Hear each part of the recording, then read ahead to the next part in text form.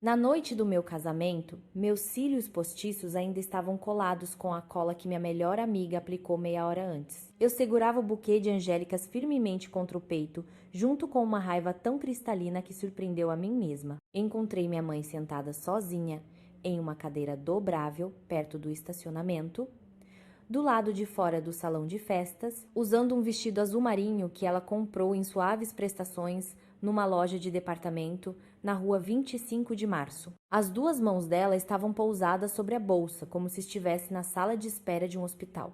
Lá dentro, a música soava animada. Havia 300 pessoas desfrutando do jantar. Enquanto isso, minha mãe estava do lado de fora, numa cadeira de plástico, porque alguém lhe disse que não havia mais lugar para ela lá dentro. Antes que eu soubesse quem era essa pessoa, antes que eu entendesse o motivo, antes de tomar a decisão que dividiria aquela noite em duas, quero que você saiba de onde eu venho. Mas primeiro, certifique-se de se inscrever neste canal e deixar um comentário abaixo. De que parte do mundo você está me ouvindo? Nós adoramos ler.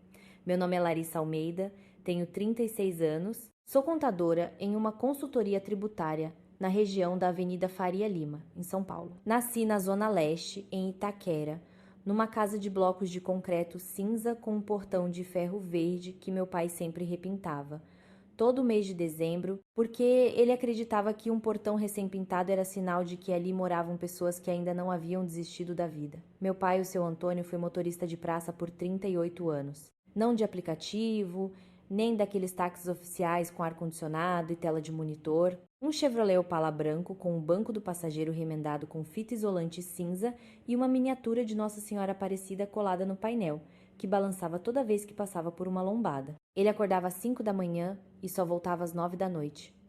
Durante essas 17 horas, ele percorria todos os cantos da cidade com uma paciência que nunca vi em outro ser humano. Ele conhecia todas as ruas, todos os atalhos, todos os cruzamentos perigosos. Sabia em qual esquina havia um buraco novo, em qual condomínio o clima ficava pesado depois das 10 da noite e em qual posto de gasolina na saída para o litoral vendia o melhor pão na chapa, que foi seu café da manhã diário nos últimos 20 anos. Minha mãe, Dona Sônia, vendeu salgados por 25 anos.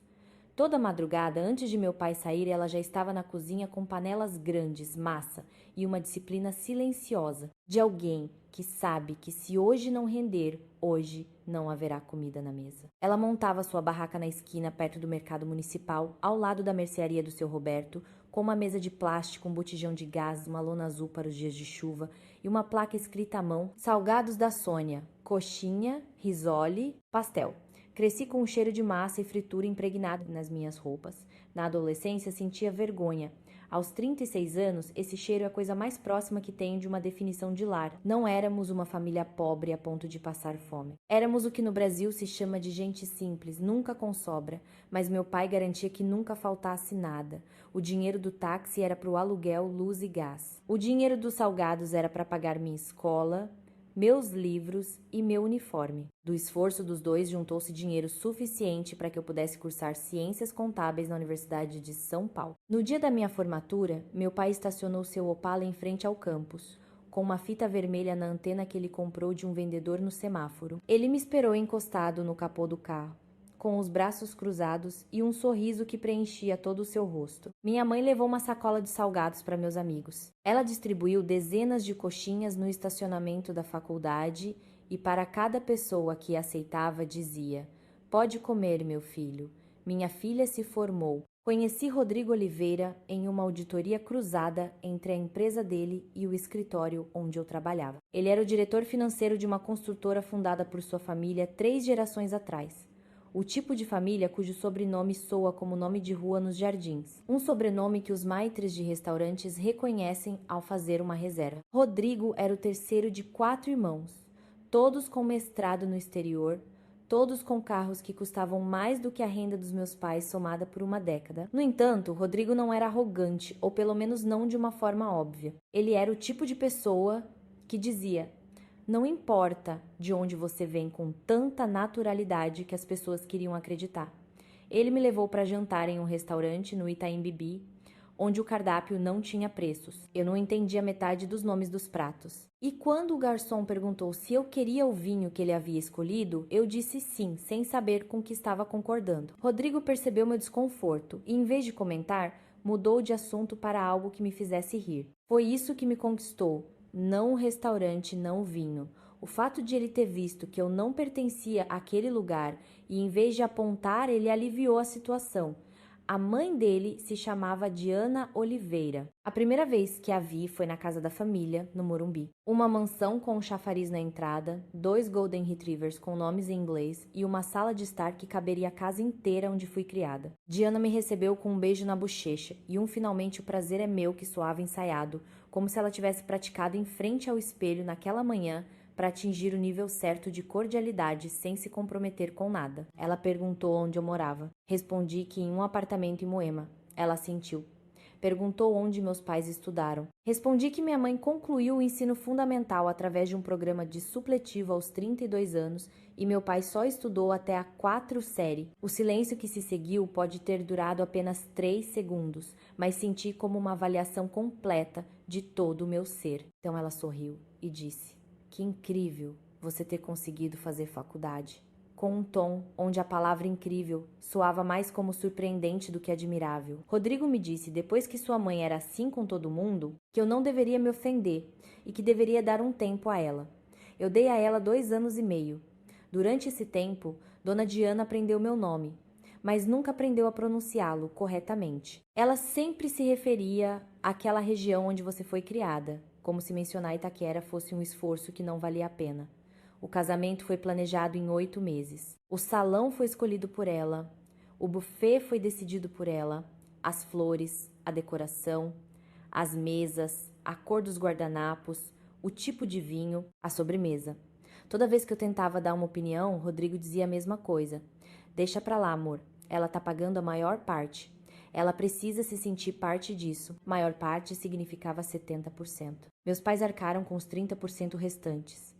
Para eles, esses 30% representavam a poupança de 3 anos. Meu pai tinha feito turnos extras nas noites de sexta e sábado por 1 ano e meio para juntar sua parte. Minha mãe tinha adicionado um turno extra de venda de salgados aos domingos na feira perto do Parque Ibirapuera, acordando às 2 da manhã para que tudo estivesse pronto às 6. Esses 30% custaram as madrugadas deles, dores nas costas, joelhos inchados e 0 dias de folga. No entanto, uma tarde, na cozinha da casa dela, enquanto colocava mais pimenta em seu prato, meu pai disse que esperou a vida inteira para poder contribuir com o casamento da filha e que ninguém tiraria isso dele. Ele disse isso sem drama, sem emoção na voz, da mesma forma que dizia todas as coisas importantes, como se fosse um fato, não uma opinião.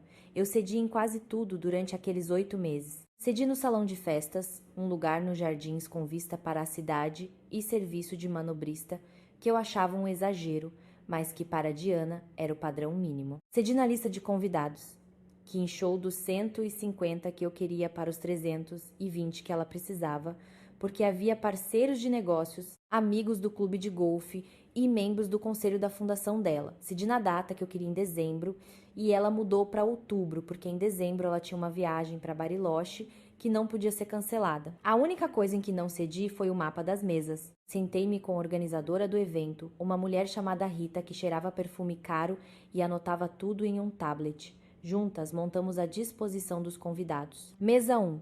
Rodrigo e eu, meus pais, os pais de Rodrigo, meu padrinho e o dele. Era o costume. Era justo, era a linha vermelha que eu havia traçado. Assinei o mapa 3 semanas antes do casamento. Tirei uma foto com meu celular. Rita me enviou por e-mail com o assunto distribuição final confirmada, Casamento Oliveira. Eu guardei o e-mail. Não sei por quê. Talvez porque algo dentro de mim já soubesse que eu precisaria dele. No dia 17 de outubro, acordei às 5 da manhã no meu apartamento em Moema. O vestido de noiva estava pendurado na porta do armário, protegido por uma capa de tecido branco que minha mãe mesma costurou com sobras de algum projeto. O véu estava dobrado sobre a penteadeira, os sapatos na caixa perto da janela.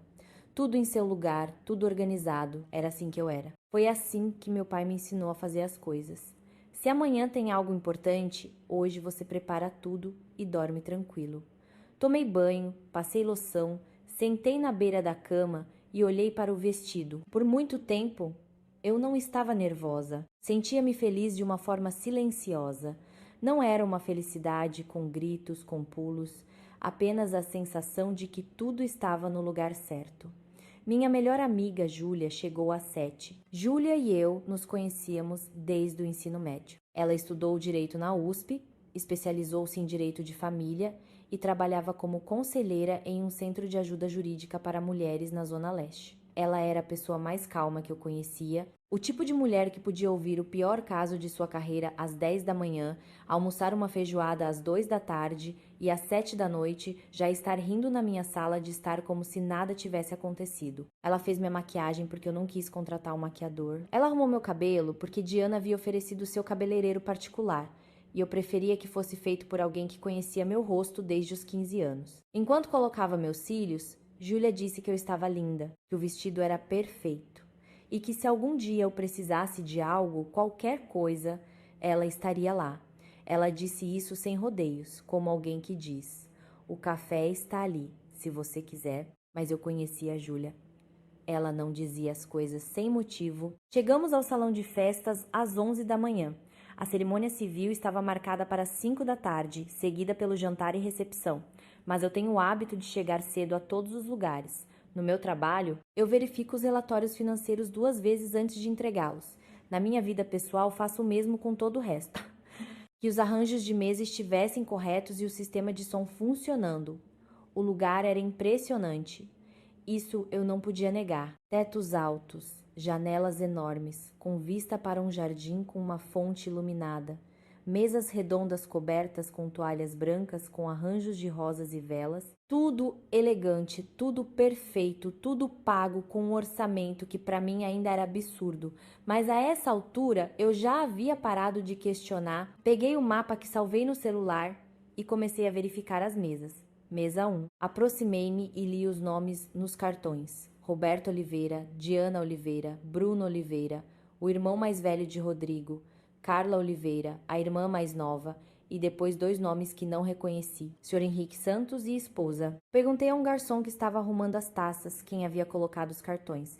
Ele me olhou com uma expressão de quem não sabia e foi procurar Rita. Rita apareceu com um tablet na mão e um sorriso profissional de quem é paga para manter a calma. Perguntei por que os nomes na mesa não correspondiam ao que havíamos acordado.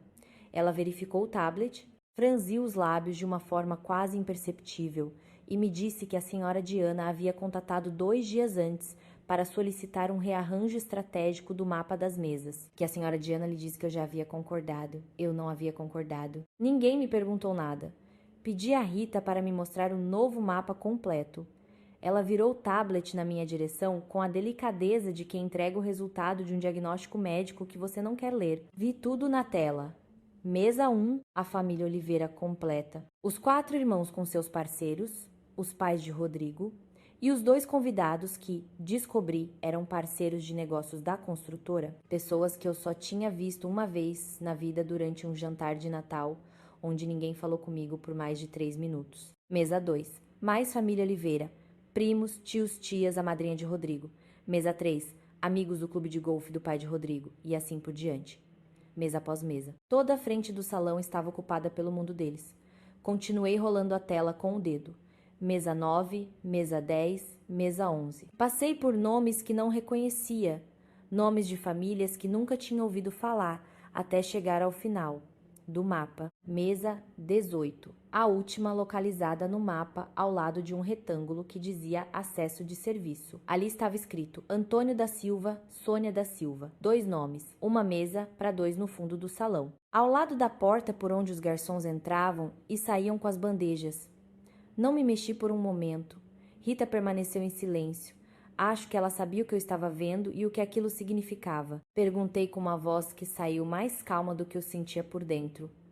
A senhora Diana deu alguma explicação? Rita hesitou. Então ela me disse, escolhendo cada palavra com cuidado, que a senhora Diana havia mencionado que seria melhor se os parceiros de negócios da empresa estivessem bem posicionados, porque a noite também era uma oportunidade de relações públicas. Que os pais da noiva ficariam mais confortáveis em uma mesa tranquila no fundo, longe do barulho da pista de dança, e que ela usou a frase para o bem deles. para o bem deles, como se meus pais fossem dois idosos frágeis que precisavam de proteção do volume da música, e não duas pessoas que contribuíram com 30% de tudo que aquela mulher reorganizou ao seu bel prazer. Guardei meu celular na bolsa. Agradeci a Rita com um tom que a fez piscar, porque acho que ela esperava um grito e não uma obrigada a ser. Caminhei em direção ao corredor que ligava o salão principal à sala de preparação. Meus pés sabiam para onde ir antes da minha cabeça. Fui procurar Rodrigo. Encontrei-o na suíte que o salão fornecia para o noivo. Uma sala com sofá de couro, espelho grande, um bar com uísque e água mineral. Ele estava lá com seu irmão Bruno e seu padrinho, um amigo da faculdade chamado Marcos, que sempre me tratou com uma cordialidade exagerada, de quem está sendo educado com alguém que não considera do mesmo nível. Rodrigo estava em frente ao espelho, ajeitando a gravata. Quando me viu entrar, ele sorriu. Era um sorriso doce, até sincero, e por um momento meu coração doeu, porque uma parte de mim ainda queria que tudo tivesse uma explicação razoável. Pedi para falar com ele a sós. Bruno e Marcos saíram sem perguntar. Fechei a porta, contei o que havia descoberto, disse que o mapa das mesas tinha sido alterado, que meus pais estavam na mesa 18, ao lado da porta de serviço, que a mãe dele havia ordenado e que ninguém me avisou. Eu disse tudo, sem pausa, sem levantar a voz, olhando diretamente nos olhos dele, porque eu precisava ver sua reação antes que ele pudesse prepará-la. E eu vi. O piscar de olhos lento, o movimento quase imperceptível da mandíbula, a microexpressão de quem não está surpreso, mas sim irritado porque o assunto surgiu mais cedo do que ele esperava. Seus olhos não se arregalaram, ele não disse o que, não bateu na testa. Ele apenas ficou em silêncio por um segundo a mais e depois disse com a voz controlada que usava quando queria parecer razoável. Lari, minha mãe mencionou algo sobre isso, mas não achei que fosse tão sério. É uma questão de logística. Os parceiros de negócios do meu pai precisam sentar na frente. É importante para os negócios. Seus pais vão ficar bem em qualquer lugar. Eles não se importam com esse tipo de coisa. Eles não se importam com esse tipo de coisa. Fiquei parada na frente dele, digerindo essas 6 palavras. Eles não se importam com esse tipo de coisa. Como se a dignidade dos meus pais fosse uma questão de sensibilidade que pudesse ser medida, e ele já tivesse medido e decidido que não atingia um limiar suficiente para ser um problema, como se ele conhecesse meu pai, como se ele soubesse o que era importante para ele, ou não. Rodrigo jantou na casa dos meus pais, talvez umas 15 vezes em 2 anos e meio. Minha mãe sempre cozinhava o prato favorito dele, frango com quiabo e angu. Meu pai contava histórias sobre as ruas da cidade, sobre um atalho que descobriu, sobre a vez que levou um passageiro que era um ator famoso e ele não o reconheceu até o passageiro descer do carro. Rodrigo ria, concordava, dizia que o seu Antônio era uma figura e agora ele me dizia que aquele homem não se importava com esse tipo de coisa. Perguntei desde quando ele sabia da mudança. Ele passou a mão no cabelo e disse que a mãe dele o havia avisado na terça-feira. Era sábado, 4 dias. 4 dias em que ele me ligou todas as noites para falar sobre os últimos detalhes da lua de mel, sobre as reservas de voo para Fernando de Noronha. E em todas essas ligações ele não encontrou tempo para me dizer que meus pais haviam sido movidos para o fundo da festa de casamento deles. Eu disse que não concordava, que queria o mapa original de volta, que meus pais sentariam na mesa 1, como havíamos combinado. Rodrigo respirou fundo, sentou-se no braço do sofá e me olhou com uma expressão que eu conhecia muito bem, a expressão que ele fazia toda vez que achava que eu estava exagerando. Ele disse que entendia, que achava justo eu estar chateada, mas que mudar as mesas agora, 4 horas antes da cerimônia, criaria um conflito desnecessário com sua mãe. E me pediu, como um favor pessoal, que eu deixasse passar desta vez e que depois do casamento nós conversaríamos com ela para estabelecer limites. Depois do casamento, sempre depois do casamento. Eu ouvi essa frase em várias versões por 2 anos e meio. Depois que este jantar acabar, depois que a temporada de reuniões terminar, depois das férias de dezembro, depois. E enquanto isso, agora, neste momento, meus pais estavam designados a uma mesa ao lado da porta da cozinha. Não respondi. Virei-me e saí da suíte. Rodrigo chamou meu nome, mas não me seguiu. Acho que ele presumiu que eu precisava de um momento e que depois eu voltaria com a versão calma de mim mesma, a versão que cede, a versão que ele conhecia, mas essa versão ficou para trás, em frente ao mapa de Rita, com o dedo apontado para a mesa 18, e não voltaria mais. Caminhei por um corredor lateral que os convidados não usavam, um pouco escuro e com cheiro de produtos de limpeza e flores recém-cortadas. Cheguei a uma área de jardim nos fundos, onde havia um pátio com bancos de ferro que ninguém ocupava porque ainda faltavam algumas horas para a festa começar. Eu precisava pensar. Sentei-me em um banco e olhei para a fonte que ainda não estava ligada. Apenas um círculo de pedra seca com folhas caídas no fundo. E de alguma forma, aquela imagem parecia adequada para o momento. Pensei em ligar para minha mãe para contar a ela, mas não queria preocupá-la antes da hora. Meus pais chegariam uma hora antes da cerimônia. Minha mãe me mandou uma mensagem às 9 da manhã que dizia: "Estou pronta desde as 8. Seu pai disse que sou louca, mas estou muito animada", com 3 emojis de coração vermelho. Ela ainda não sabia de nada. Provavelmente estava lá, sentada na sala de estar, com o vestido já posto desde cedo, porque era assim que ela era, pronta antes de todo mundo, animada como uma criança.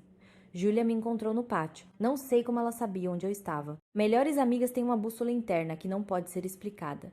Ela sentou-se ao meu lado sem dizer nada. Fiquei em silêncio por 1 minuto, 2, talvez 3. Então contei tudo a ela. Ela ouviu, sem interromper, sem fazer gestos, sem exclamações. Quando terminei, ela ficou em silêncio por cerca de 5 segundos e perguntou: "O que você quer fazer?" Eu disse que ainda não sabia. Ela assentiu e disse que estaria onde eu precisasse e que eu não precisava ter pressa para decidir. Então ela perguntou se eu queria um café. Eu disse que sim. Ela foi procurar e me trouxe um americano em um copo de papel que pediu para o pessoal da cozinha. Bebi no pátio, sozinha, com o vestido de noiva e o buquê no banco ao lado, observando o sol de outubro começar a baixar e dar ao jardim aquela luz alaranjada que em outras circunstâncias me pareceria linda. Às 15h30 houve movimento lá dentro. Os convidados começaram a chegar. A música ambiente começou a tocar. Os garçons passavam pelo corredor com bandejas barulhentas, canapés. Tudo começou a se ativar. A máquina da festa começou a funcionar e eu estava sentada do lado de fora com um copo de café vazio e uma decisão que ainda não havia tomado. Às 16h55, meu telefone tocou. Era minha mãe. "Chegamos, filha. Seu pai não achava a chave do carro e nos atrasamos. Onde podemos te encontrar?" Eu disse a ela para me procurar na entrada principal. Levantei-me, ajeitei meu vestido, verifiquei minha maquiagem na câmera do celular e caminhei em direção à entrada do prédio. Eu os vi antes que eles me vissem.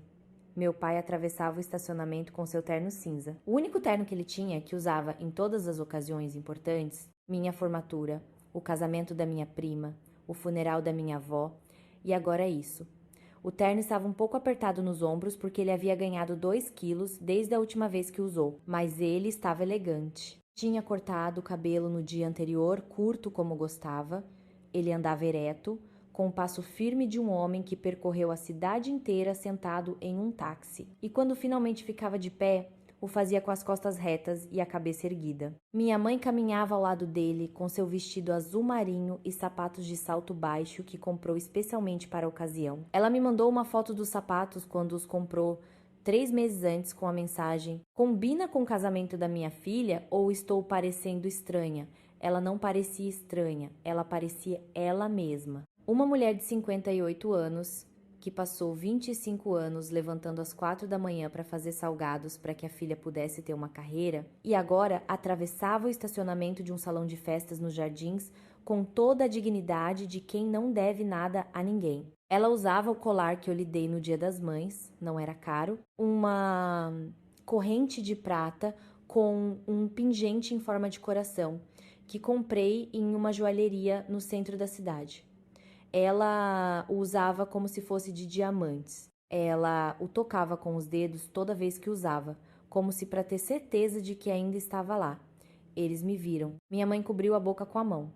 Meu pai parou e me olhou com a expressão que ele faz quando algo parece bom demais para ser processado rapidamente. Então ele sorriu lentamente e disse: "Aí está ela, minha contadora." Era assim que ele me chamava desde que me formei. Não filha, não lar e minha contadora. Como se o título fosse mais dele do que meu. Minha mãe me abraçou. Ela cheirava ao seu perfume de sempre. que minhas tias lhe davam todo o Natal porque era o único que ela gostava. Um perfume da Avon, rosa, que já tinha saído de linha e que ela encontrava em feiras de troca. Ela sussurrou no meu ouvido que eu estava linda, que o vestido era incrível, que ela queria chorar, mas ia se segurar, porque se chorasse, o rímel que estava usando pela primeira vez na vida e que Júlia a ensinou a aplicar por videochamada na semana passada, iria borrar. Eu ri. Foi uma risada genuína, curta, e eu precisava dela. Eu os guiei para dentro. O plano era que eles entrassem no salão, encontrassem sua mesa, sentassem e esperassem pela cerimônia.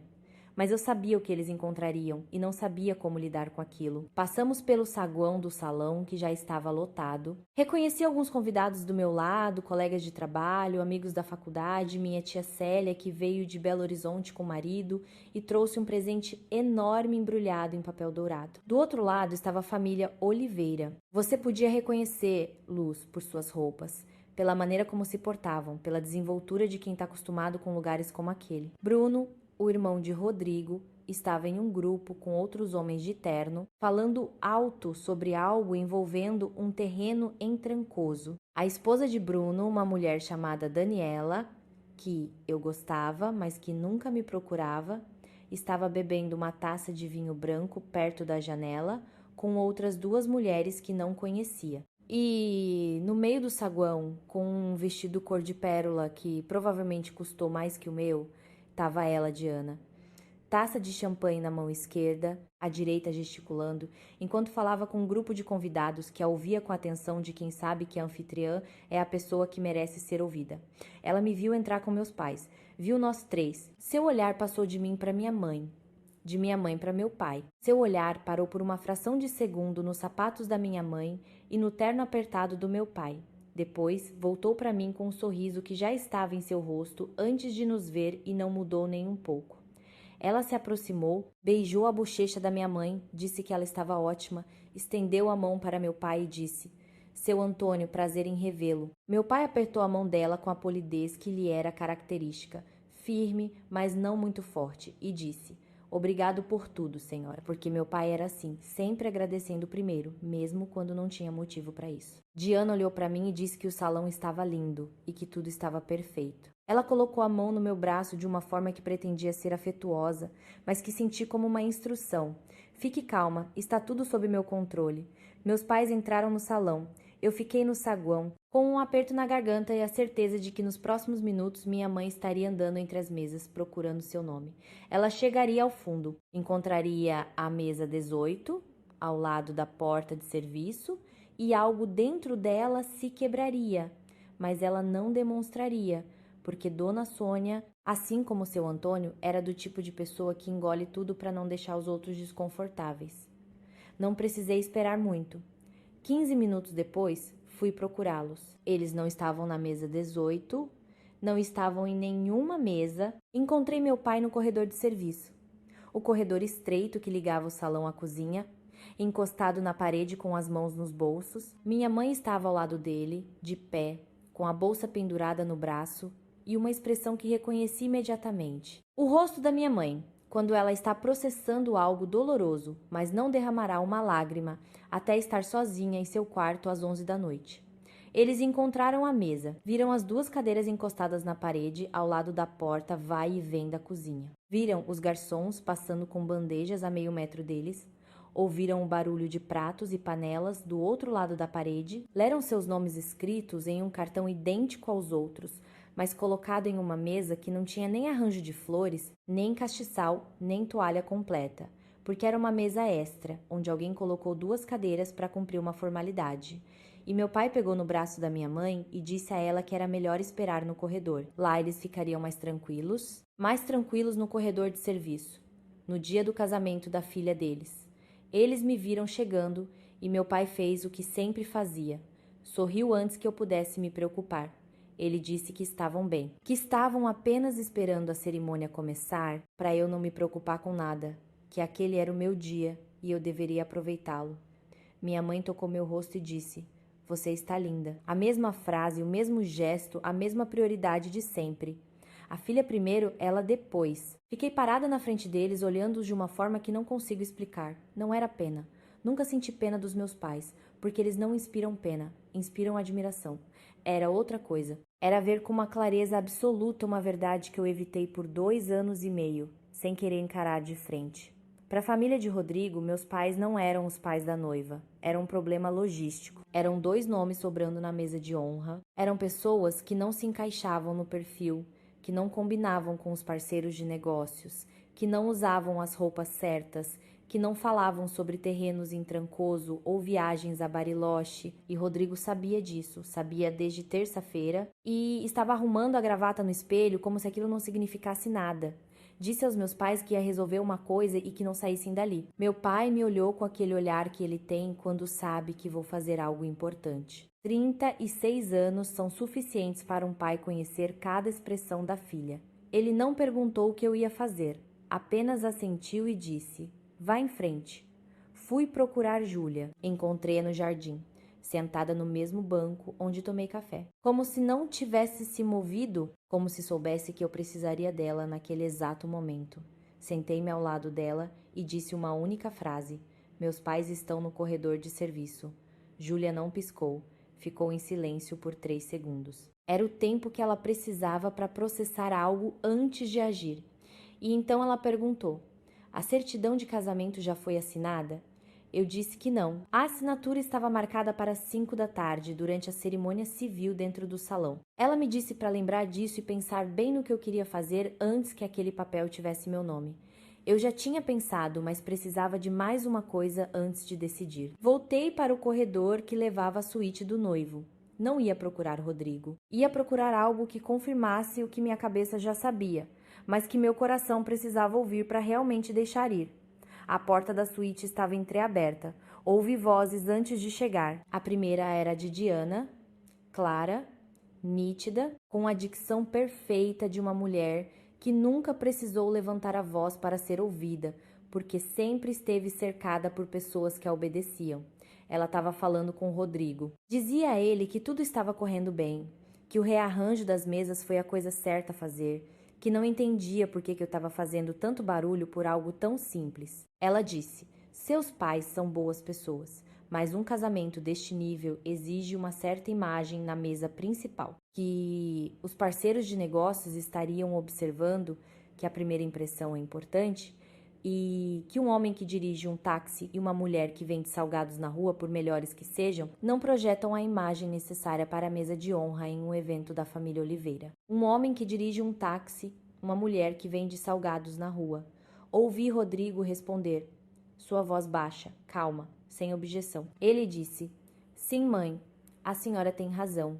Que basicamente era uma questão de bom senso, que meus pais não se importavam com essas coisas, que eram pessoas simples e que entenderiam, que eu estava reagindo de forma exagerada porque estava sendo levada pela emoção, em vez de ver as coisas com a cabeça fria, pessoas simples que entenderiam, emocional em vez de cabeça fria, um táxi e alguns salgados como argumento para não merecer um lugar na mesa de honra.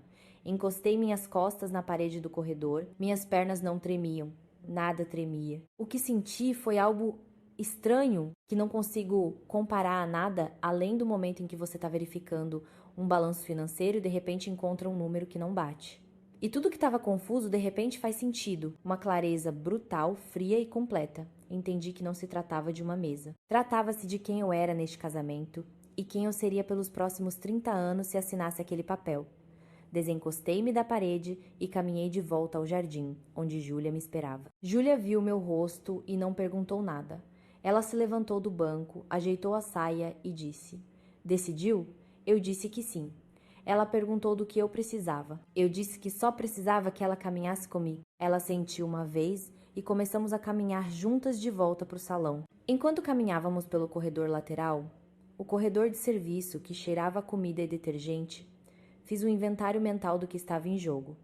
320 pessoas sentadas lá dentro, esperando por uma cerimônia civil, um juiz de paz que chegaria em 40 minutos com a certidão de casamento pronta para ser assinada. Um banquete para 300 pessoas que já estava nos fornos da cozinha. Um bolo de casamento de 4 andares que eu tinha visto naquela manhã na mesa de sobremesas, branco com flores de açúcar que Diana encomendou de uma confeiteira dos Jardins, que cobrava por fatia como se fosse uma escultura. Um voo para Fernando de Noronha, reservado para segunda-feira às 10 da manhã. Um vestido branco que minha mãe me ajudou a escolher em uma boutique em São Paulo, onde nós duas choramos no provador porque foi o primeiro que experimentei e ambas soubemos no mesmo instante que era o certo. Tudo isso estava de um lado da balança. Do outro lado, estavam meus pais no corredor de serviço, em um sábado de outubro, de pé, sem reclamar, sem exigir, sem pedir nada, com os sapatos que minha mãe engraxou e o terno apertado nos ombros do meu pai, esperando a filha se casar enquanto olhavam para uma parede. Não foi uma decisão difícil. Foi a decisão mais fácil que já tomei na vida. O difícil foi tudo que veio antes. Os 2 anos e meio de depois a gente conversa e ela é assim mesmo, e deu um tempo a ela. Isso foi o difícil. A decisão em si foi como soltar um peso que estava quebrando meus ombros e que eu carregava por hábito. Passei primeiro onde meus pais estavam. Eles ainda estavam no corredor. Meu pai tinha se sentado em um caixote de plástico virado que algum funcionário do serviço deixou contra a parede. Minha mãe estava de pé ao lado dele, com a mão em seu ombro. E quando me aproximei, vi que ela estava contando algo em voz baixa. Depois soube que ela estava falando sobre o vestido de uma mulher que viu no saguão, um vestido amarelo que ela achou muito bonito. E os dois estavam ali naquele corredor falando sobre vestidos como se estivessem na sala de casa e não em um canto esquecido de um salão de festas, onde ninguém olhou para eles por mais de 1 hora. Disse a eles que queria que me esperassem ali por mais um momento, que eu ia fazer uma coisa e depois voltaria para buscá-los. Meu pai me olhou atentamente. Acho que naquele momento ele já sabia. Não tudo, não os detalhes, mas o essencial, que algo estava errado e que eu ia agir.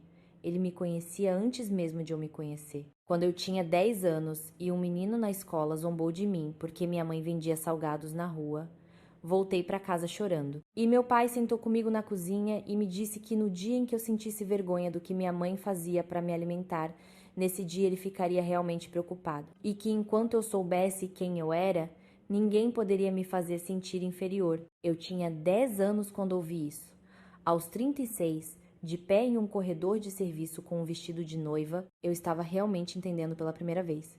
Minha mãe apertou minha mão e me disse para ir fazer o que tinha que fazer e que eles não sairiam dali. Então ela acrescentou com a praticidade que a caracterizava que se pudesse eu trouxesse um copo d'água para ela porque estava com sede, mas não queria incomodar os garçons. Pedi a Júlia para levar água para minha mãe. Júlia voltou com um copo d'água em menos de 2 minutos e depois caminhou comigo até a entrada do salão principal. O salão estava cheio. 320 pessoas sentadas em suas mesas. O murmúrio de conversas misturado com a música de fundo, o tilintar de copos, risadas, o som dos garçons servindo os aperitivos. A mesa 1 estava exatamente onde eu vi no mapa, na frente, ao lado da pista de dança. A família Oliveira ocupava todos os lugares. Diana estava no centro, com sua taça de champanhe, conversando com a esposa de um dos parceiros de negócios, com a postura de rainha da mesa que ela dominava como se tivesse nascido para isso. O pai de Rodrigo, seu Roberto, estava ao lado dela, concordando com algo que Bruno dizia. Carla, a irmã, estava tirando uma foto com o marido. Tudo em ordem, tudo em seu lugar, tudo de acordo com o plano de Diana. A mesa 18, no fundo, ao lado da porta vai e vem da cozinha, tinha 2 cadeiras vazias. Os cartões com os nomes dos meus pais ainda estavam lá, ao lado de 2 copos d'água intocados. Toda vez que a porta da cozinha se abria, o som de panelas e o calor dos fornos chegavam àquela mesa como um lembrete de onde eles deveriam estar, segundo o critério de alguém que nunca precisou acordar às 4 da manhã para fazer salgados. O mestre de cerimônias era um homem contratado por Diana, um apresentador profissional chamado Ricardo, que tinha a voz de locutor de rádio e um sorriso permanente que parecia colado. Ele estava na pista de dança com um microfone, dando as boas-vindas aos convidados, fazendo piadas sobre casamento que arrancavam risadas suaves nas mesas da frente e um silêncio educado nas mesas do fundo. Ele me viu caminhando em direção à pista de dança e me estendeu o microfone com um gesto teatral, como se me convidasse para dar algumas palavras, talvez esperando que eu agradecesse a presença de todos e dissesse algo doce sobre amor e felicidade. Peguei o microfone. Ricardo se afastou com um sorriso profissional. Júlia permaneceu na beira da pista de dança, a 3 metros de mim, com os braços cruzados e a expressão de calma absoluta que ela assume quando está em modo advogada. 320 pessoas olhavam para mim. Mesas cheias, rostos que eu conhecia e não conhecia. Meus colegas do escritório, na mesa 11, minha tia Célia de Belo Horizonte, na mesa 9, com seu presente dourado na cadeira ao lado, meus amigos da universidade juntos na mesa 10. Do outro lado, a família Oliveira, os parceiros de negócios, os amigos do clube de golfe, as pessoas do conselho da fundação, todos com suas taças, todos com a expectativa de quem aguarda um brinde. Rodrigo estava de pé ao lado da mesa 1. Ele se levantou quando me viu, caminhando em direção à pista de dança. Ele segurava sua taça com um meio sorriso que foi desaparecendo quando me viu pegar o microfone sem sorrir, sem fazer o gesto de brinde que ele provavelmente esperava. Respirei fundo uma vez. Não por nervosismo, 36 anos de vida com o seu Antônio me ensinaram algo que não se aprende em nenhuma escola. Quando você sabe que o que vai dizer é a verdade, não precisa se preparar. Você só precisa abrir a boca. Comecei dizendo que, antes que a cerimônia prosseguisse, eu precisava compartilhar algo com todos os presentes. Disse que naquela manhã descobri que o mapa das mesas que eu havia planejado e aprovado semanas antes tinha sido alterado sem meu conhecimento ou consentimento. Que meus pais, Antônio da Silva e Sônia da Silva, os pais da noiva, haviam sido movidos da mesa de honra para a última mesa do salão, ao lado da porta de serviço da cozinha. Que a mudança foi ordenada pela senhora Diana Oliveira, minha futura sogra, 2 dias antes. E que quando confrontei Rodrigo sobre isso, ele me disse que concordava com a decisão porque, e aqui usei suas palavras exatas, meus pais são pessoas simples que não se importam com esse tipo de coisa. O silêncio que se seguiu não foi um silêncio comum, foi aquele tipo de silêncio pesado, que tem textura, que se pode sentir na pele como uma mudança de temperatura. 320 pessoas ficaram em silêncio ao mesmo tempo. A música de fundo ainda tocava baixinho pelos alto-falantes no teto, uma música instrumental que agora soava absurda, como a trilha sonora errada de um filme que mudou de gênero sem aviso. As cabeças se viraram, primeiro para mim, depois para a mesa 1, depois para o fundo do salão. 320 pares de olhos encontraram a mesa 18. As 2 cadeiras vazias, os cartões de nome, a porta da cozinha, que naquele exato momento se abriu porque um garçom saiu com uma bandeja de pães e o som das panelas invadiu o salão por 3 segundos que pareceram uma eternidade. Eu vi as reações nos rostos. Nas mesas do meu lado, a expressão era primeiro de confusão, depois algo que se assemelhava à raiva. Minha tia Célia colocou a mão no peito. Um colega de trabalho do escritório balançou a cabeça lentamente. Nas mesas do meio, que tinham convidados de ambos os lados, vi desconforto, o gesto de quem não sabe para onde olhar. E na mesa 1, vi o que esperava ver. Diana não se moveu, a taça de champanhe ainda na mão, mas não mais a levando aos lábios. Seus olhos estavam fixos em mim com uma expressão que eu nunca tinha visto antes. Não era raiva, era algo pior. Era o rosto de alguém que está sendo verdadeiramente visto pela primeira vez e não gosta das implicações. Continuei falando. Não levantei a voz em nenhum momento. Disse que meus pais contribuíram com uma parte significativa dos custos deste casamento. Que meu pai fez horas extras à noite por 1 ano e meio para juntar o dinheiro. Que minha mãe adicionou um turno extra aos domingos, acordando às 2 da manhã, para contribuir com sua parte, que ambos sacrificaram descanso, saúde e tempo para que esta noite pudesse acontecer. E que alguém decidiu que eles não mereciam sentar na frente. Fiz uma pausa. Não foi planejada. Precisei de um segundo para o que viria a seguir. Disse que entrei na família de Rodrigo de braços abertos e aceitei que o salão, o cardápio, as flores, a data, a lista de convidados e até a sobremesa fossem decisões tomadas por outros. Que cedi em tudo por 8 meses porque me disseram que era coisa sensata, madura e compreensiva a se fazer. Mas que existe uma linha que ninguém deve cruzar. E essa linha é a dignidade dos meus pais. Que essa linha não é negociável, não é rearranjável, não pode ser movida para o fundo do salão para dar lugar a um parceiro de negócio de uma construtora. Olhei para Rodrigo. Ele estava de pé ao lado da mesa 1, com a mandíbula cerrada e os olhos fixos em mim. Não vi arrependimento, vi cálculo. Vi um homem avaliando opções, procurando a frase certa para minimizar os danos, o mesmo olhar que ele tinha quando me pediu para dar um tempo à mãe dele.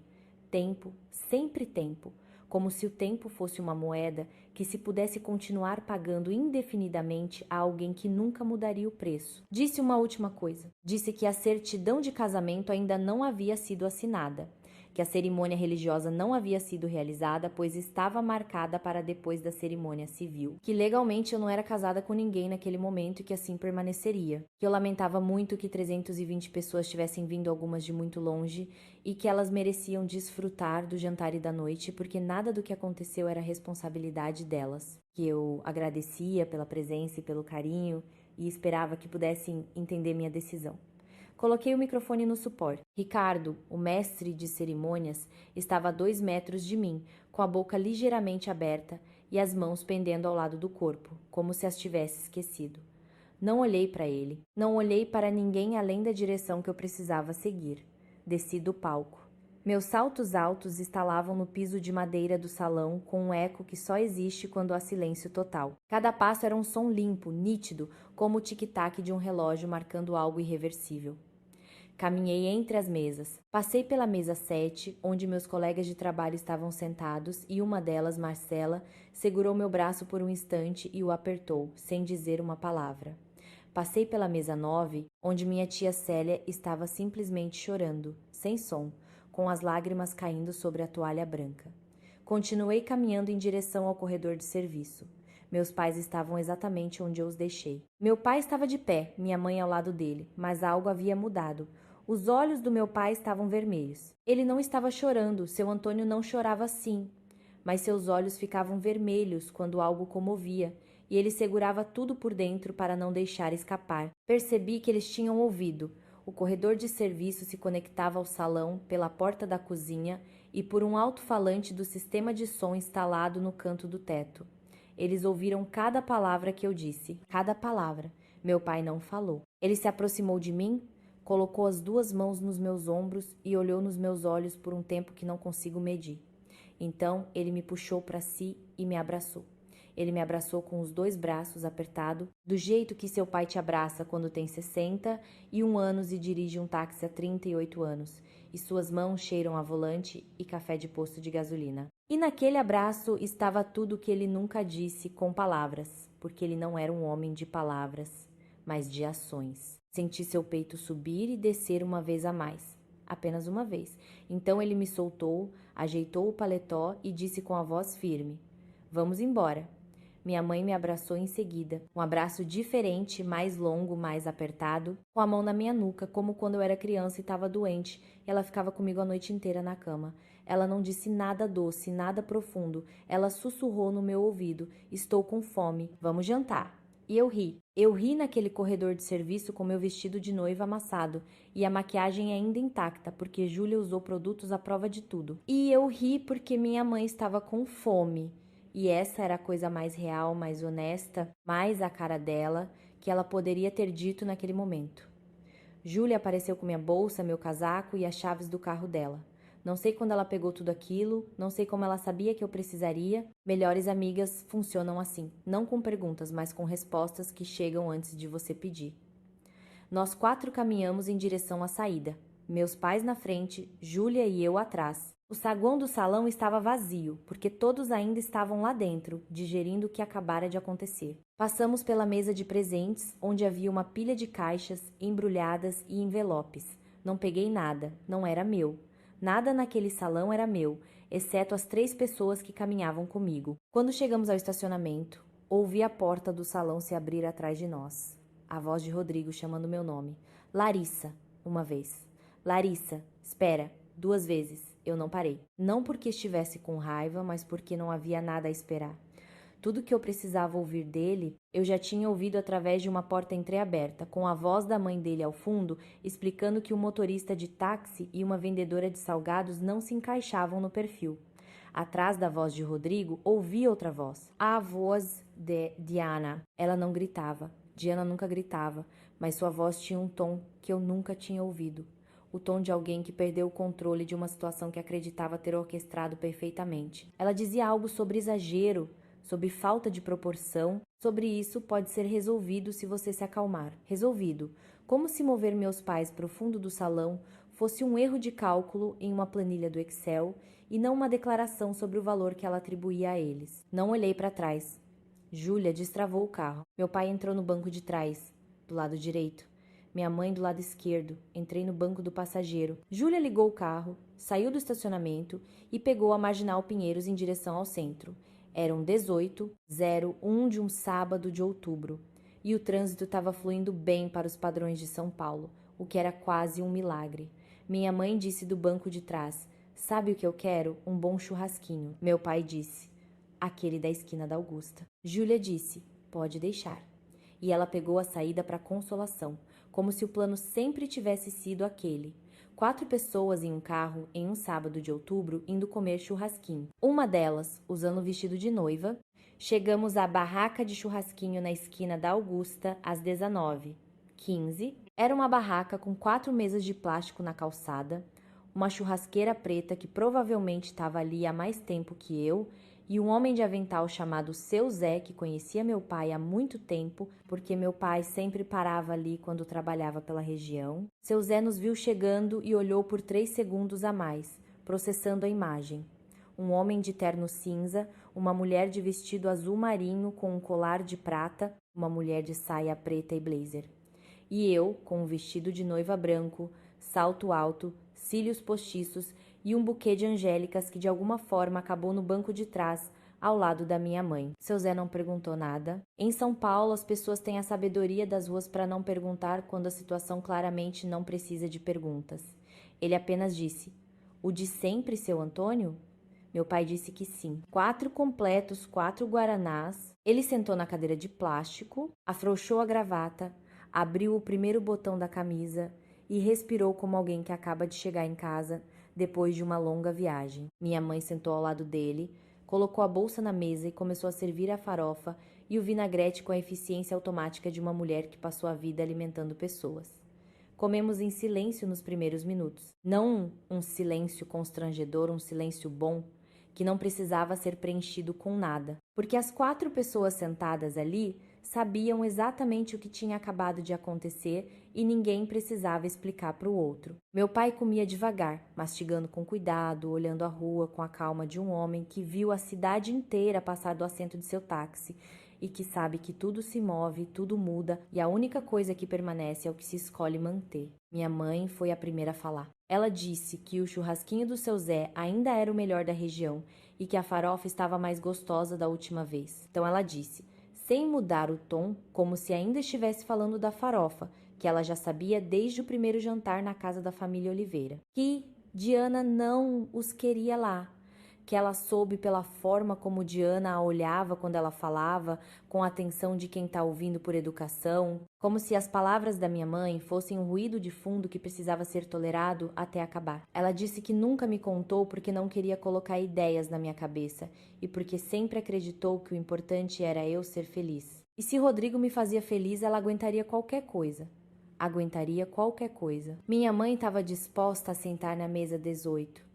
Ao lado da porta da cozinha, sem dizer uma palavra para não estragar a minha noite. Isso doeu mais do que tudo o que aconteceu no salão, porque o problema não era apenas que Diana havia movido meus pais para o fundo. O problema era que meus pais estavam tão acostumados a não ocupar espaço, a não incomodar, a não pedir, que teriam aceitado aquele lugar sem reclamar e voltariam para Itaquera naquela noite, com a humilhação guardada em uma gaveta onde ninguém a veria. E eu nunca saberia o que eles realmente sentiram. Meu pai colocou o espeto no prato, limpou as mãos em um guardanapo de papel e disse algo que levarei comigo até o último dia da minha vida. Ele disse, olha filha, eu sou motorista de táxi há 38 anos. Já levei médicos, advogados, empresários, políticos, gente que ganha em um mês o que eu ganho em um ano.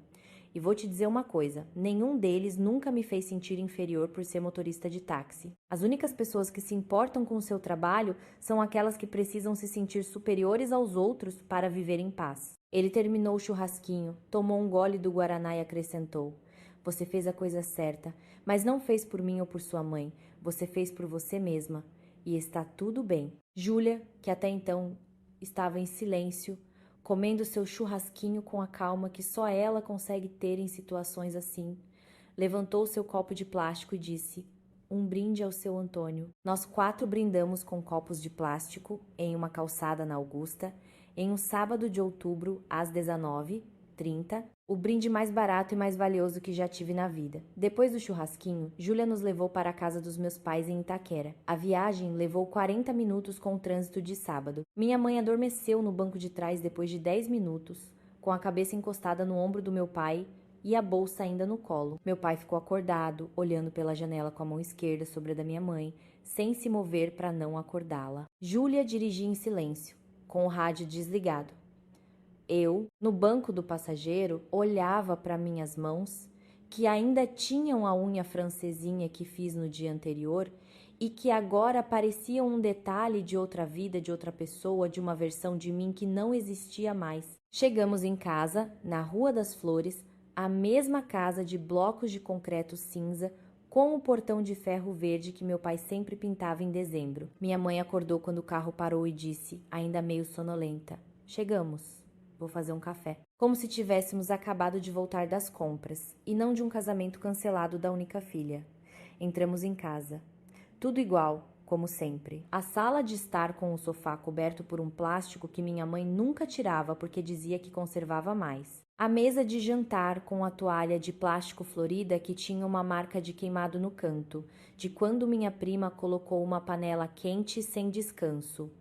A cozinha com os utensílios pendurados na parede, o fogão de 4 bocas com uma que não funcionava há 3 anos e a geladeira com fotos presas com ímãs. Eu bebê, eu na formatura do ensino médio, eu na formatura da faculdade, minha mãe e meu pai no aniversário de 25 anos de casamento deles, com um bolo que comprei de uma confeitaria. Minha mãe fez café coado, como sempre, forte e com pouco açúcar. Meu pai tirou o paletó. Pendurou no encosto da cadeira com o cuidado de quem sabe que aquele paletó tem que durar mais 10 anos. Ele sentou em seu lugar de sempre, na ponta da mesa, e ligou a TV.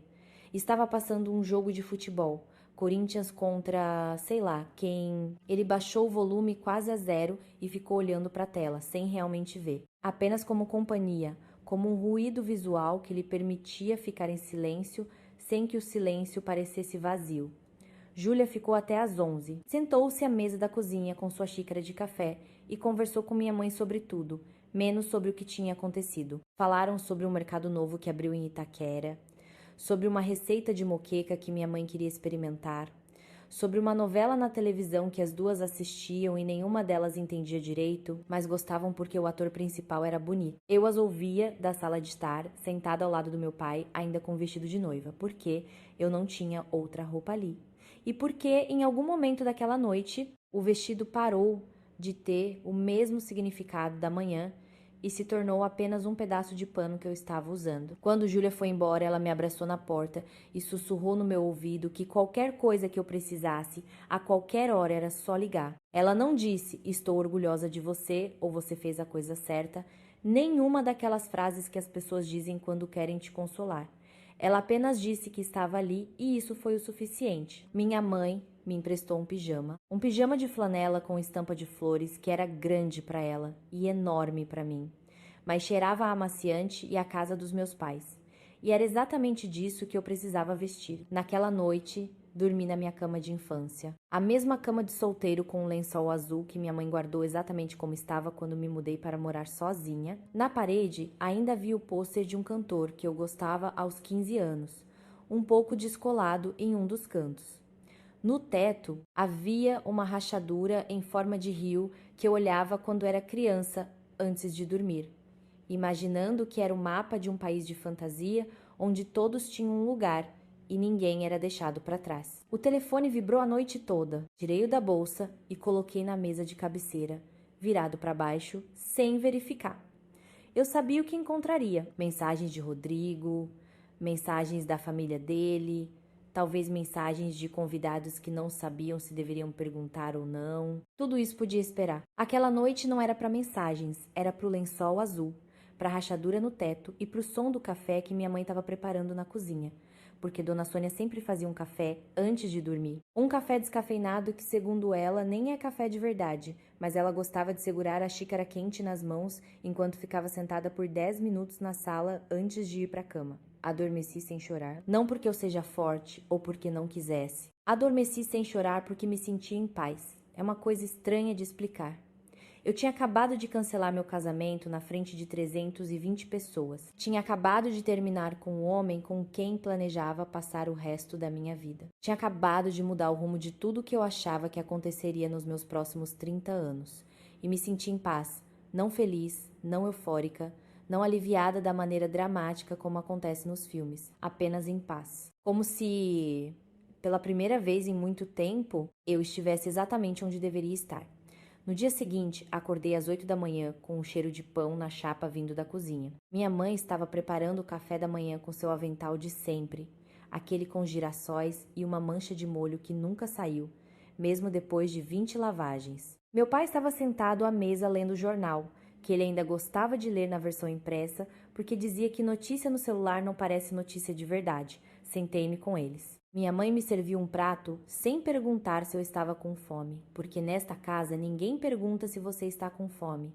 A comida é colocada na sua frente e você decide, mas a comida está sempre lá. Nós três tomamos café da manhã em silêncio. O silêncio de domingo, o silêncio de casa, o tipo que parece normalidade e que depois de uma noite como a de ontem parecia um luxo. Depois do café da manhã, meu pai foi para a sala assistir ao noticiário e minha mãe começou a lavar a louça. E eu fiquei ao lado dela para secar com um pano de prato, como costumávamos fazer quando eu ainda morava lá. E em algum momento daquele ritual tão comum, minha mãe parou, com as mãos ainda na água com sabão, e disse sem se virar para mim: "Estou orgulhosa de você, Larissa."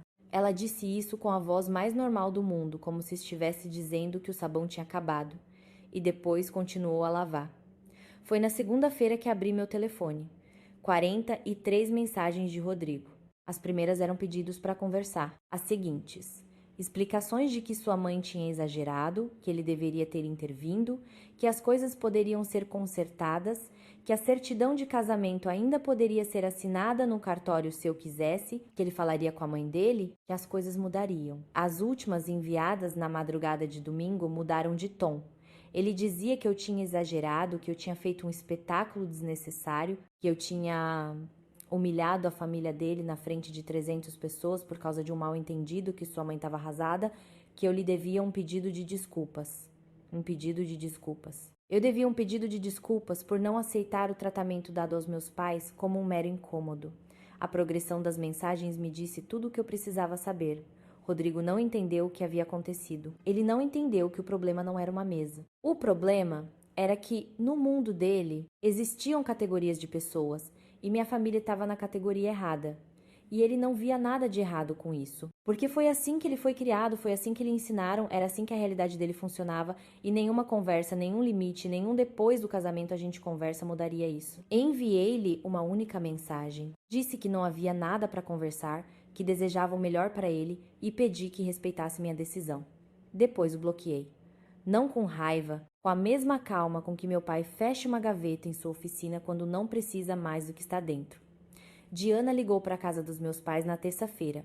Meu pai atendeu. Ela falou por aproximadamente 4 minutos sem pausa, segundo a estimativa do meu pai, usando palavras como proporção, maturidade, resolver isso em família. E, em algum momento, mencionou que todo o incidente foi um mal-entendido de comunicação. Meu pai a ouviu até o fim, sem interromper. Quando ela terminou, meu pai disse a ela, com a mesma voz que usa para dizer a um passageiro o valor do taxímetro: "Senhora, minha filha tem uma advogada.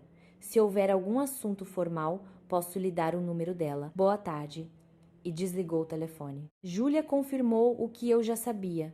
Não havia questões legais a serem resolvidas, a certidão de casamento nunca foi assinada, a cerimônia religiosa não foi realizada, pois estava programada para depois da cerimônia civil. Não houve casamento, não houve comunhão de bens, não houve patrimônio conjunto. Havia apenas uma festa inacabada e um bolo de 4 andares que, segundo soube semanas depois por um colega de trabalho que conhecia alguém que trabalhava no salão, foi dividido entre os funcionários de serviço naquela mesma noite. Gosto de imaginar os garçons e cozinheiros comendo aquele bolo na cozinha.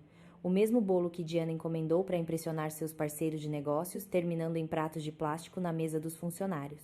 Havia algo de poético nisso que não precisava de explicação. O que eu não esperava foram as consequências que vieram sem que eu as procurasse. 320 pessoas testemunharam o que aconteceu.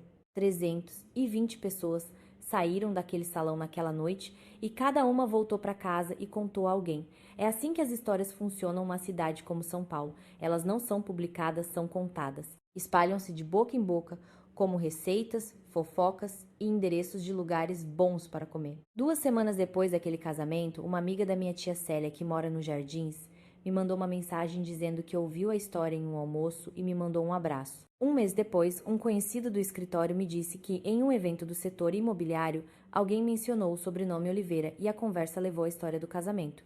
Não sei os detalhes e não os procurei. O que sei é que Diana se retirou do conselho da fundação da qual participava. A versão que chegou a mim por terceiros foi que, em uma reunião do conselho 3 semanas após o casamento, um dos membros levantou a importância de os representantes da fundação agirem de forma consistente entre seus valores públicos e privados. Nenhum nome foi mencionado, nenhum casamento foi mencionado. Mas Diana apresentou sua renúncia no dia seguinte, alegando motivos pessoais. Eu não liguei, não postei nada nas redes sociais, não contei a história para nenhum jornalista. Não precisei fazer nada. 320 pessoas fizeram por mim, sem que eu pedisse. 4 meses depois daquele casamento, recebi uma carta no meu apartamento em Moema. O envelope era grosso, de papel texturizado, do tipo usado por papelarias de luxo. Não havia remetente, mas reconheci a qualidade do papel, pois era o mesmo que a família Oliveira usava para convites e cartões de Natal. Abri, esperando uma ameaça legal, uma conta do salão ou alguma outra forma sofisticada de repreensão. A carta era do pai de Rodrigo, seu Roberto. Uma carta de 4 parágrafos escrita à mão com tinta azul. A caligrafia era de um homem mais velho que ainda acredita que as coisas importantes devem ser ditas no papel e não em uma tela. Ele dizia que sabia o que sua esposa e seu filho tinham feito, que ele estava presente naquela noite na mesa e não disse nada, e isso pesava sobre ele. Que ele conheceu meu pai uma vez, no jantar de Natal do ano anterior, e achou que ele era um homem de integridade, e se arrependia de não ter dito isso a ele na época. O último parágrafo dizia que ele não esperava uma resposta ou perdão, ele só queria que eu soubesse que nem todos na família pensavam da mesma forma, e que ele assumia sua parte da culpa por ter ficado em silêncio quando deveria ter falado. Dobrei a carta, coloquei-a de volta no envelope e guardei na gaveta da minha mesa de cabeceira, debaixo de um antigo caderno da faculdade. Não respondi. Não porque tivesse com raiva dele, mas porque aprendi da maneira mais difícil que responder ao que você gostaria que algo fosse, em vez do que realmente é um caminho que eu não queria mais percorrer. Se seu Roberto fosse sincero, o tempo provaria. E se não fosse, o tempo também provaria. O tempo sempre diz a verdade. Você só precisa ter paciência para ouvi-lo. Já se passaram 1 ano e 2 meses desde aquele 17 de outubro. 1 ano e 2 meses que não foram nada como eu imaginava que seria minha vida aos 37 anos e ao mesmo tempo muito mais parecidos com o que minha vida deveria ter sido desde o início. Ainda trabalho na consultoria tributária na região da Faria Lima. Fui promovida a gerente de auditoria 6 meses depois do casamento, que nunca aconteceu. Meu chefe, seu Carlos, um homem de 64 anos que fala pouco e verifica muito, me chamou em seu escritório em uma manhã de quarta-feira e disse que observava meu trabalho há 3 anos e que eu era a pessoa mais metódica e honesta que já trabalhou naquele escritório. Ele me ofereceu o cargo, me disse o novo salário e perguntou se eu aceitava. Eu disse que sim. Ele apertou minha mão e disse: "Parabéns, minha contadora, lembrei do meu pai." Minha contadora. A mesma palavra, o mesmo tom de respeito, dita por 2 homens muito diferentes que tinham uma coisa em comum, reconheciam o trabalho duro quando viam. O aumento de salário me permitiu fazer algo que eu queria há muito tempo. Todo mês, transfiro uma quantia para a conta da minha mãe. Não me sobra muito para fazer grandes coisas, mas é o suficiente para que ela possa trabalhar 4 dias por semana em vez de 7. Minha mãe, a princípio, não queria aceitar, disse que não precisava que ninguém a sustentasse e que seus salgados se vendiam sozinhos. Eu disse que não era para sustentá-la, era para que ela pudesse descansar nas quartas e domingos. Ela me olhou com desconfiança por uns 10 segundos, como se estivesse avaliando se eu estava dizendo a verdade ou se havia alguma armadilha emocional na oferta. Então ela disse: "Tudo bem, mas no domingo eu faço empadão para você e não vou cobrar por isso. Esse é o nosso acordo." Meu pai ainda dirige o táxi. Já disse a ele para se aposentar. Ele tem 62 anos e seus joelhos começaram a doer por causa das longas horas sentado. Ele diz que no dia em que não conseguir mais girar o volante, nesse dia ele vai parar. Mas enquanto puder, nenhuma força humana o tirará daquele Opala branco, que já rodou 280 mil quilômetros e faz um barulho de liquidificador toda vez que passa da segunda para a terceira marcha. Ele trocou a miniatura de Nossa Senhora Aparecida no painel há 2 meses, colocou uma nova maior, que minha mãe lhe deu de aniversário. Quando perguntei por que ele simplesmente não comprava um carro novo, ele me olhou como se eu tivesse dito algo desrespeitoso e disse: "Este carro me levou a todos os lugares. Você não troca algo que ainda funciona só porque parece velho." Há dias em que acho que meu pai não tá falando do carro quando fala do carro. Aluguei um apartamento novo. Bem, não novo, já tem alguns anos, mas é maior que o anterior. Ainda em Moema, a 15 minutos da casa dos meus pais se não tiver trânsito. O que nessa cidade significa 45 minutos em tempo real. Este apartamento tem 2 quartos, uma cozinha com uma janela que dá para um pátio interno, onde a vizinha de baixo tem vasos de ervas, e uma pequena varanda que dá para a rua, onde coloco uma cadeira à tarde e sento para observar as pessoas passarem com uma xícara de café na mão. O café eu faço em uma cafeteira de gotejamento que Júlia me deu de presente de casa nova, e toda vez que o preparo, penso que existe uma versão da minha vida em que eu estaria tomando café em uma casa no Morumbi, com vista para o parque e guardanapos de linho na mesa, e que essa versão soa linda no papel, mas tem um custo que eu não estava disposta a pagar. Júlia vem jantar no meu apartamento toda sexta-feira. Ela traz o vinho, eu faço macarrão. Sentamos na sala com os pratos no colo, porque a mesa de jantar está sempre cheia de papéis do escritório e nenhuma de nós quer tirá-los. Conversamos sobre o trabalho, sobre os casos dela no Centro de Ajuda Jurídica, sobre minhas auditorias, sobre a série que estamos assistindo, sobre a vida. Às vezes ficamos em silêncio por um longo tempo assistindo TV sem realmente ver, e tudo bem. A amizade que sobrevive ao silêncio é a única que vale a pena. Às quartas, janto na casa dos meus pais. Isso não mudou, isso não vai mudar. Chego às 7, às vezes 7h30, porque o trânsito na Marginal é terrível. Minha mãe sempre prepara algo: macarrão, feijoada, frango assado, o que quer que tenha lhe vindo à mente naquela manhã na feira quando foi fazer compras. A mesa de jantar ainda é a mesma de sempre, com a toalha de plástico florida e a marca de queimado no canto. As cadeiras ainda não combinam. Há uma cadeira de madeira que meu pai trouxe de uma oficina onde um cliente ia jogar fora, uma cadeira de metal que era da minha avó, e uma cadeira de plástico verde que ninguém lembra de onde veio, mas está lá desde que me entendo por gente. Meu pai senta na ponta da mesa. Minha mãe, à sua direita, eu, à sua esquerda. O mesmo lugar de sempre. Sem cartões de nome, sem placas de identificação, sem um mapa de distribuição aprovado por ninguém. Sentamos onde sentamos porque é onde deveríamos estar, e isso não requer a permissão de ninguém. Minha mãe sempre cozinha mais comida do que conseguimos comer. Sempre. É uma lei da natureza que não tem exceção. Quando o jantar termina, ela pega um pote de uma gaveta da cozinha, um pote de plástico com tampa verde que tem meu nome escrito na tampa com caneta permanente, porque uma vez Júlia o levou para casa por engano e minha mãe decidiu que a partir de então todos os potes que fossem meus seriam marcados. Ela me manda sobras com instruções.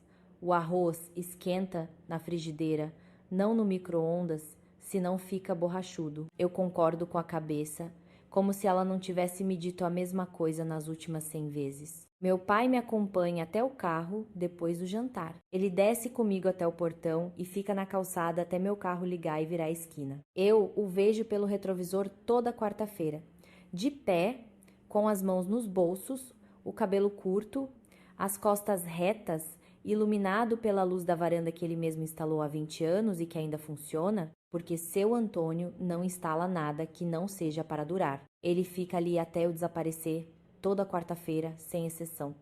É a maneira dele de dizer algo que ele não diz com palavras. E é a minha maneira de receber. Olhando para ele pelo retrovisor até não vê. Lumais. Não saí com ninguém neste 1 ano e 2 meses. Não é uma promessa, um voto ou uma decisão épica. É que minha vida está cheia de outras coisas. E o espaço que antes era ocupado pela ideia de um parceiro foi preenchido com os jantares de quarta-feira, o macarrão de sexta com Júlia, a feira de sábado com minha mãe, as auditorias que ocupam minha mente de segunda a sexta e a pequena varanda onde sento com meu café, observando o entardecer. Não descarto que em algum momento alguém apareça, mas se aparecer, terá que entender uma coisa desde o início. Meus pais sentam na mesa 1, não na mesa 2, não na mesa 9, não na mesa 14 e definitivamente não na mesa 18. Na mesa 1.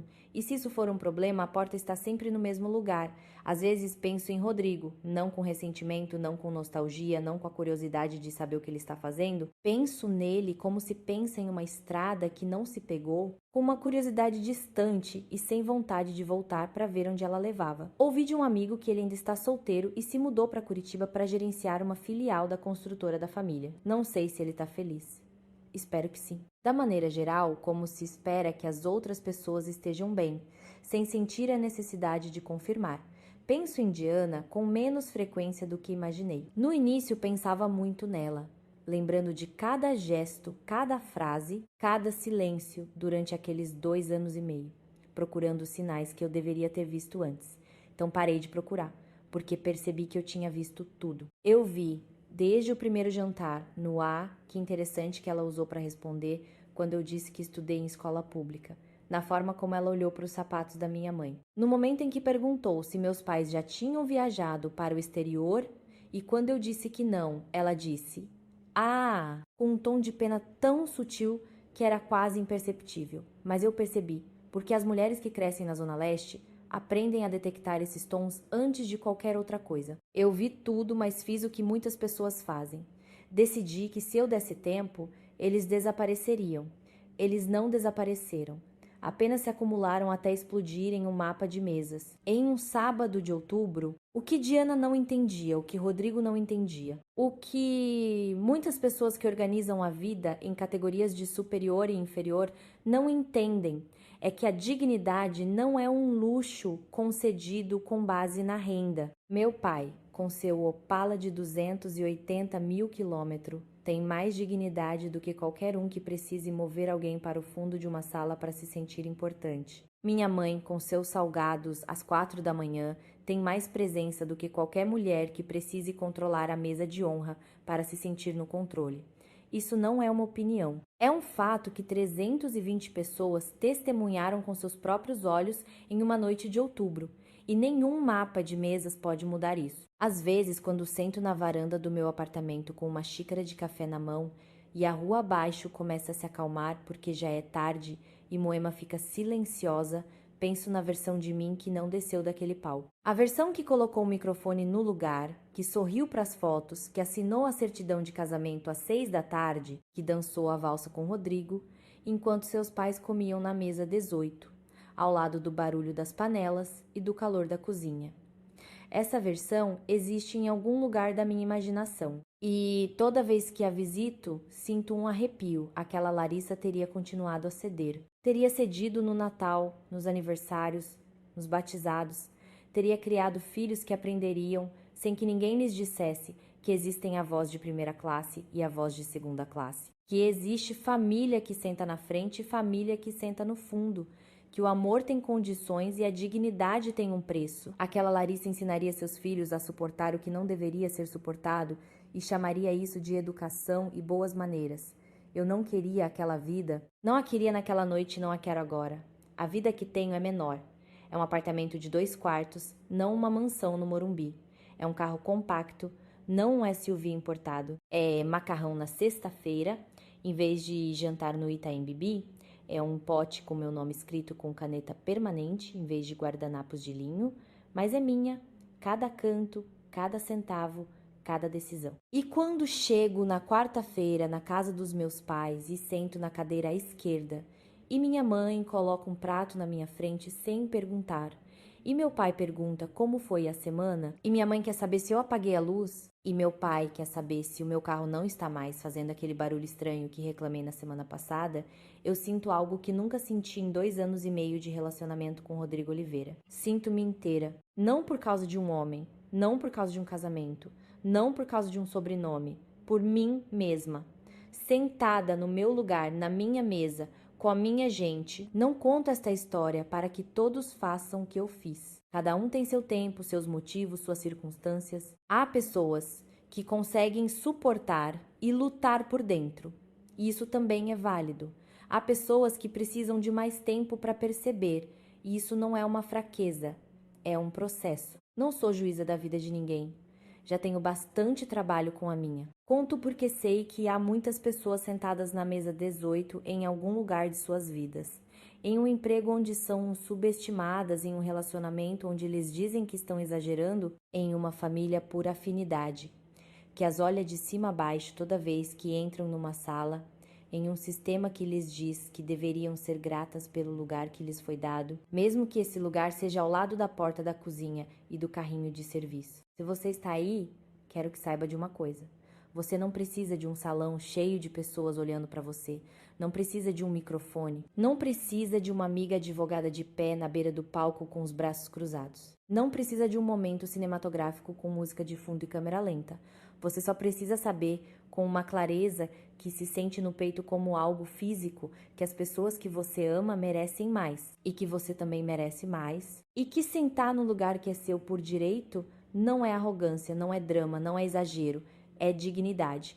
E a dignidade não se negocia, não se rearranja e não se manda para o fundo da sala. Meu nome é Larissa Almeida, tenho 37 anos. Sou contadora, gerente de auditoria, filha do seu Antônio e da dona Sônia. Moro em um apartamento em Moema com uma pequena varanda que dá para a rua e uma vizinha que tem vasos de ervas no pátio. Toda quarta-feira janto na casa dos meus pais. Toda quarta-feira meu pai me acompanha até a calçada e fica ali vendo o meu carro partir até eu virar a esquina. E toda quarta-feira eu o vejo pelo retrovisor, de pé, com as mãos nos bolsos e as costas retas. E essa imagem vale mais do que qualquer mesa de honra em qualquer salão do mundo. Eu nunca mais deixei ninguém me dizer onde sentar.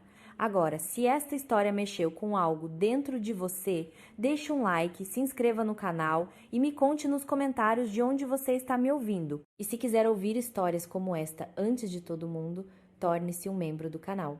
Até a próxima história.